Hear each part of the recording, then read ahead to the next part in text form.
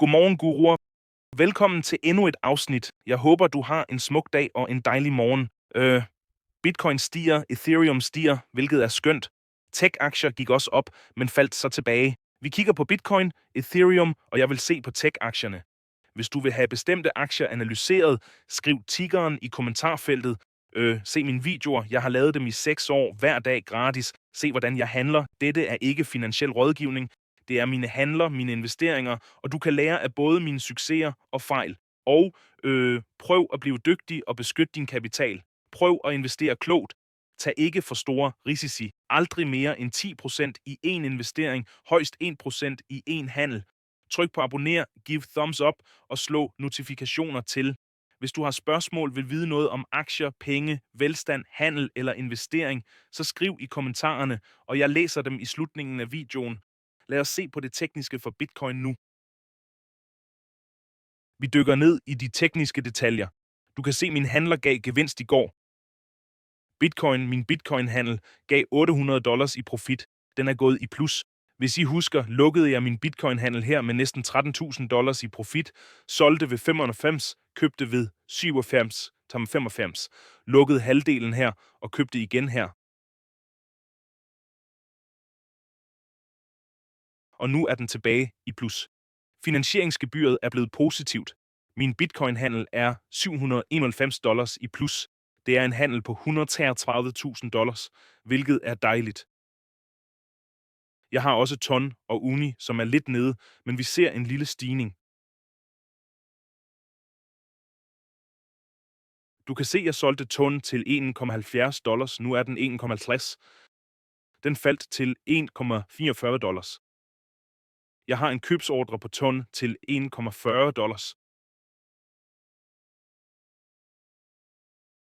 Jeg beholder disse købsordrer aktive. Lad os gennemgå det tekniske.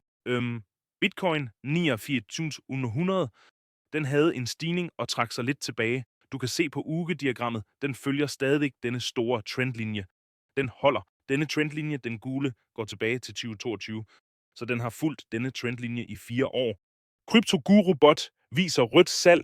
Bitcoin Indicator Bot viser stadig rødt salg, har ikke signaleret køb endnu. Lad os se nærmere på det tekniske. På dagsbasis vender stokastikken opad. Interessant, se der. De sidste 2 dage er stokastikken vendt op fra oversolgt. Samme på ugebasis. Det er typisk tidspunkter at købe på. På 4 timers er den dog overkøbt, så jeg ville vente på et fald. Lad os fjerne det gamle diagram. Se, vi kan se, der er en modstandslinje her. Det ligner en V-formet genopretning. Ser du det? V-formet genopretning. Jeg har en anden Bitcoin-handel ved 86.900. Lad os se, hvor jeg har sat denne Bitcoin-handel. 80. Jeg har et nyt køb på. Lige nu giver handlen 800 dræser i overskud. Jeg har et andet køb ved 86. Jeg har 96,83. Jeg holder den handel på 86, men det er en V-formet genopretning, der viser styrke, og det ser ud til, at den holder her. Så jeg har 2 handler. 93 åbner, 93 stop, 43.800 åbner, 43.800 stop loss. Take profit af 106 med 33 gange afkast. $700 for at tjene $23.000 per bitcoin. Ingen gearing. X-gearing 200, næsten 240.000. Og denne handel ved 96, hvor jeg har sat endnu et køb, stop loss 85.700, risikerer 200 for at tjene 20.000 per bitcoin. Ingen gearing. X-gearing vil være 200.000. Det er de 2 handler, jeg beholder på bitcoin. Og TON, du så lige, hvor jeg har en handel. Ethereum steg 3% i dag. Stærk pumpe på Ethereum. Tilbage inden for den symmetriske trekant, hvilket er gode nyheder. Den var ved at bryde ned, og nu er den tilbage i trekanten. Denne symmetriske trekant på 4 timers grafen. På daglig basis er den oversolgt og på vej op. På uendelig basis er den meget oversolgt og på vej op. Oversolgt på uendelig basis og på vej op. Tiden til at købe er, når de er oversolgt på uendelig basis, efter min mening.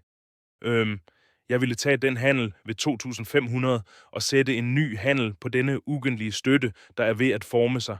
Stram stop loss.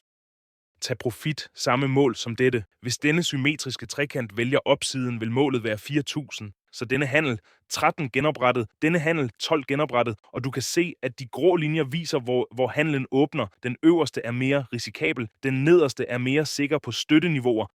Lad os tage en hurtig gennemgang af de ugentlige stokastikere. Ton, den samlede markedsværdi er oversolgt på ugebasis. Den er tilbage inden for trendlinjen, hvilket er godt at se. Den holder stadig fast i denne trendlinje på ugebasis, den samlede markedsværdi for alt krypto. Hvis vi mister denne trendlinje, kan 2,3 billioner være målet. Men lige nu holder den, hvis vi går til den øverste side af denne trendlinje.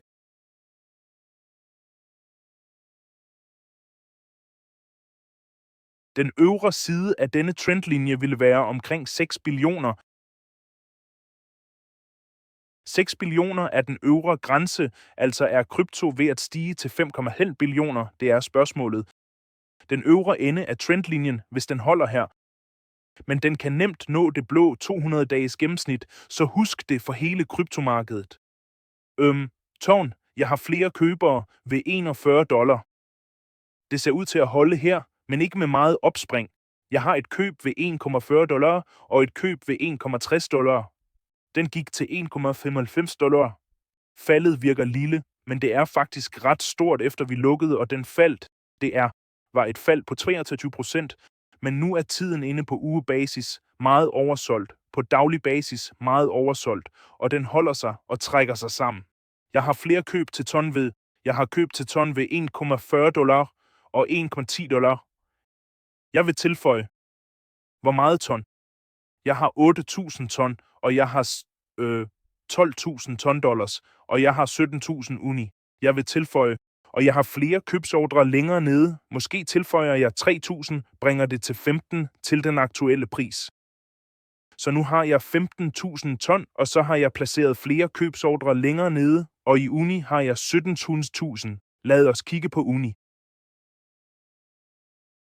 Uni på ugebasis er meget oversolgt og holder denne vigtige støttelinje. Se her, denne støttelinje på uni går meget langt tilbage. Du kan se, vi havde støtte hele vejen her. Vi har en stor ved 3,70, men du kan se, denne ved 4,65 var en støtte fra 31. marts, før vi gik til $4 og tilbage til $12. Det var støtten den 25. august, hvor vi gik fra $4 hele vejen til $19. 3,70 var støtten dengang, så den forsøger at holde denne støtte. Jeg har dog flere købsordre længere nede på uni. Jeg har købsordre på uni ved 3,30 og 32. Jeg burde lave en, og jeg laver en ved 3,70. 3,7, og jeg køber uni for $5.000 ved 3,70. Færdig. Okay, jeg vil hurtigt kigge på Tesla, fordi Tesla begynder at blive oversolgt. Når regnskabet kommer ud, tror jeg, de vil opleve et fald, og det er der, jeg vil gå ind, hvis kursen falder. Som du kan se her, forsøger den at holde stand. Den er ved modstandsniveauet. De modstandslinjer, de store, der går tilbage til 2021, de er meget kraftfulde. Du kan se her, vi fik 112%, så solgte vi i oktober, og nu forsøger den at bryde gennem modstanden, men er allerede faldet ca. 14% fra toppen, hvor vi solgte. Der er også dannet en støtte her ved 3.380, så 380 og 3.330 er, hvor jeg vil købe Tesla, hvilket er perfekt. Lad os se på jeres kommentarer, og om I har ønsket noget. Join også vores Telegram, Elitehandlerne, 82 medlemmer i Elitehandlerne, 11 online. Og du kan se den vellykkede handel på Gemini og Grok 4 Heavy. Grok var succesfuld. Elon Musks Grok eller X's Grok, den gik long på Solana USDT i går og gav 2,3% profit og ramte alle sine take profits. Og Gemini 3 Pro, Googles AI, gik også long på Ethereum ved 2.900. Og Gemini 3 Pros succesrate er 42%, samlet PNL 40%. Du kan slutte dig til dem i elitehandlergruppen. Alle links findes nedenfor. Køb på Bit 60k bonus, hovedbørs, VX 230 bonus, KYC fri, global børs. Og du kan se alle links nedenfor og finde alt på jamescryptoguru.com, som du ser dernede, hvilket er fantastisk. Lad os læse nogle af jeres kommentarer. Gårsdagens video, 9 ud af 10. Alle støtter disse videoer. Del dem med 3 venner på WhatsApp hver. Få også dine venner til at være med. Gud velsigne og tak for videoer hver dag. Velbekomme Kabu. Jeg elsker alt, hvad du gør, James. Jeg viser dig til alle mine venner og familie, fordi de fortjener at kende dig. Mange tak, Kabu. Køb Dippen DCA. Bedste strategi. Tak, Guru. Velkommen, Moti. Ved ikke, hvad det er. Kongen er tilbage. Alt er meget tiltalende. Godmorgen, Guru. Du er den bedste. Tak. Tak for tipsene. Jeg vil plante et træ. Smukt. Hvis I tjener penge på mig, hej sociale mediefolk, spred budskabet om fred, antikrig, beskyt naturen og træerne, alle sammen. Jeg svarede på nogle af disse spørgsmål i går, hvilket er fedt, og join alle i Telegram og følg mig på X. Jeg har 110.500 følgere, og du kan se, det er fra 2018, hvor jeg ville fortælle alle det. Bitcoin er som opfindelsen af pistolen. Selv hvis knoglesværfærdigheder var værdsat i 100.000 år, da pistolen blev opfundet, var det slut.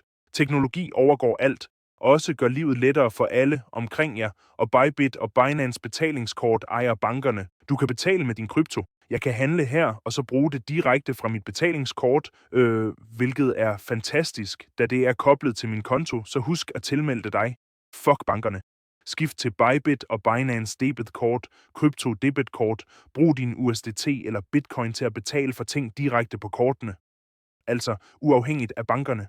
Tag dine penge ud af bankerne og behold kun det, du skal bruge. Opbevar resten i Ledgers, Bybit, Metamask eller...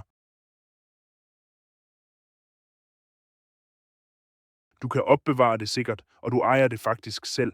Hvor banken holder dine penge, og du skal have lov til at bruge dem, ejer du selv din krypto og kan bruge den, som du vil. Tryk på abonner-knappen, giv thumbs up og slå notifikationer til. Hvis du har spørgsmål, skriv dem nedenfor. Hav en fantastisk dag. Vi ses igen i morgen.